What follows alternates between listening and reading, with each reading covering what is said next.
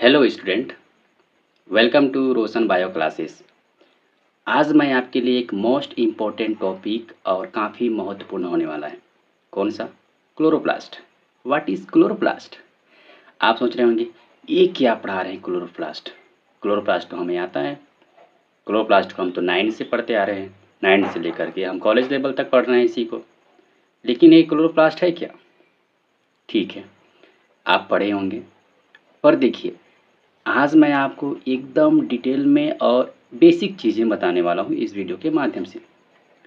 अच्छा ठीक है, आपके लिए क्वेश्चन रहेगा, क्या the kitchen of the cell किसे कहा जाता है? आप हमें कमेंट में ज़रूर बताइएगा इस चीज़ को, ठीक है। तो देखिए, इस लेक्चर में क्लोरोप्लास्ट के बारे में, उनके स्ट्रक्चर, उनके फंक्शन, कहाँ पाए जाते हैं, इन सभी के बारे में डिटेल डिस्कशंस करेंगे, ठीक है। तो इसमें आप देखिएगा कि क्लोरोप्लास्ट कहाँ कहाँ किन किन जगहों पर पाए जाते हैं, इन सभी चीज़ों के बारे में हम डिस्कस करेंगे। उससे पहले आप हमारे चैनल को लाइक, सब्सक्राइब, कमेंट ज़रूर करें, देन अपने दोस्तों के साथ भी शेयर ज़रूर करें। तो चलिए आगे बढ़ते हैं इसी वीडियो में कंटिन्यू।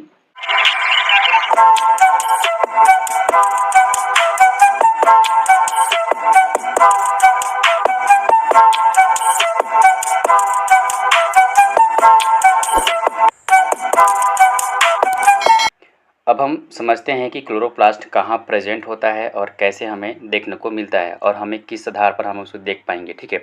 तो उसे समझने के लिए सबसे पहले हम देखते हैं कि हम एक प्लांट देखेंगे, आप देखेंगे स्क्रीन पर प्लांट इस तरह से, ठीक है। अब प्लांट में क्या होता है, जब सनलाइट के प्रेजेंस में या फोटोसिंथेसिस की प्रोसेस करते हैं, ठीक है। अब आप बोलेंगे क्लोरोप्लास्ट में ऐसा क्या रोल?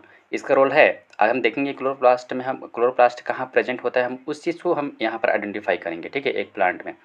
तो देखिए, यहाँ एक हम नॉर्मल लीफ लेंगे और उसी लीफ को आगे चल के हम आइडेंटिफाई करेंगे, ठीक है। तो यहाँ पर आपको देखने को मिलेंगे, यहाँ पर एक लीफ देखने को मिला, यहाँ से एक तोड़ के हमने लीफ को अलग कर दिए और वहीं से हमने आइडेंटिफाई किए स्टोमेटा।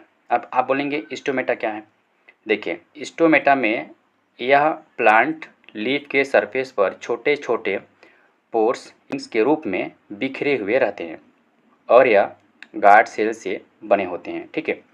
इन्हीं के अंदर आप देखिएगा गार्ड सेल, यहाँ आपको दिखाई देगा छोटे से पार्टिकल्स के रूप में क्लोरोप्लास्ट। अब हम बात करते हैं क्लोरोप्लास्ट के स्ट्रक्चर्स की, मतलब इस पोर्शन में हम क्लोरोप्लास्ट को कैसे अलग करके हम उसका आइडेंटिफाई करेंगे, ठीक है। तो यहाँ पर देखिए आप, यहाँ से हमने मैच्योर लीफ लिए, मैच्योर लीफ से एस्टोमेटल सेल से हमने क्लोरोप्लास्ट को आइडेंटिफाई किया। आइडेंटिफाई करने के बाद हम उसे एक बड़े से व्यू में कैसे देखेंगे? बड़े से व्यू में हम उसे इस तरह से देखेंगे, ठीक है। यह आपका एक क्लोरोप्लास्ट का कंप्लीट डायग्राम है। इसके बाद क्लोरोप्लास्ट, अब बात करिए क्लोरोप्लास्ट एक डबल मेम्ब्रेन सेल ऑर्गेनेल्स होती हैं जो अक्सर शैवाल या फिर ग्रीन प्लांट्स में देखने को मिलते हैं, ठीक है, वहाँ पाए जाते हैं, ठीक है। क्लोरोप्लास्ट का सबसे महत्वपूर्ण कार्य फोटोसिंथेसिस करना होता है।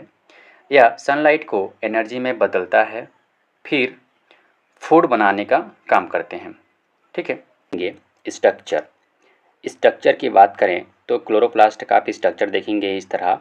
इसके बाद आप इसके आउटर मोस्ट में देखिएगा तो आउटर मेम्ब्रेन दिखाई देगा। आउटर मेम्ब्रेन का क्या फंक्शन है?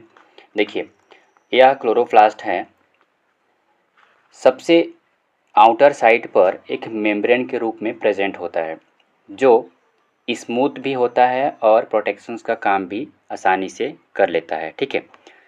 अब देखिए इनर मेम्ब्रेन यह सेमी परमेएबल होती हैं जो चीज़ें को अंदर से बाहर, मतलब इनसाइड और आउटर साइड में ट्रांसपोर्ट करने का काम करते हैं, ठीक है, मतलब उन्हें रेगुलेट करते हैं।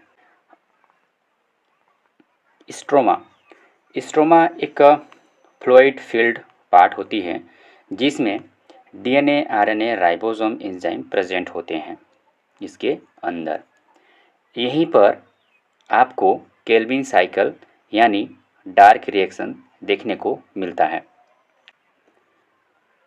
थाइलेकोइड, जिसमें क्लोरोप्लास्ट पिगमेंट प्रेजेंट होती हैं। अधिक मात्रा में आप देखिए क्लोरोप्लास्ट का जो पिगमेंट होते हैं वह इसी थाइलाकॉइड के अंदर प्रेजेंट होते हैं। ठीक, ग्रेना, ग्रेना का क्या फंक्शन होता है? ग्रेना थाइलाकॉइड एक दूसरे के ऊपर अटैच होते हुए दिखाई देते हैं सीढ़ीनुमा, उसे हम बोलते हैं ग्रेना, उनका एक कंप्लीट स्ट्रक्चर। ठीक है, यानी कि यहीं पर आपको लाइट रिएक्शन देखने को मिलेगा ग्रेना में। स्ट्रोमल लेमिली, स्ट्रोमा लेमिली या ग्रेना को कनेक्ट करने का काम करते हैं, एक दूसरे से संपर्क बनाते हैं। फंक्शन की बात करें तो यह नॉर्मली फोटोसिंथेसिस की प्रोसेस को कंटिन्यू करते हैं और वहीं स्टार्च को रिजर्व करने का काम करते हैं और वहीं ऑक्सीजन को रिलीज़ करने का काम करते हैं और वहीं यह सेल्फ रिप्लिकेशंस की प्रोसेस को भी करते हैं। कैसे करते हैं? इनके पास अपना डीएनए होता है, राइबोसोम होते हैं, जिसके माध्यम से यह स्वयं रिप्लिकेशंस को आगे कंटिन्यू कर पाते हैं।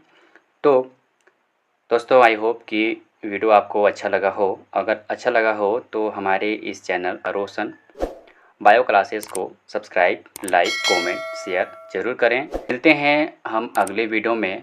आपके लिए ऐसे ही बायोलॉजी के इंटरेस्टिंग टॉपिक को लेते हुए आएंगे। तब तक के लिए धन्यवाद। आज के लिए इतना ही। हमें कमेंट में ज़रूर बताएं कि आपको वीडियो कैसा लगा।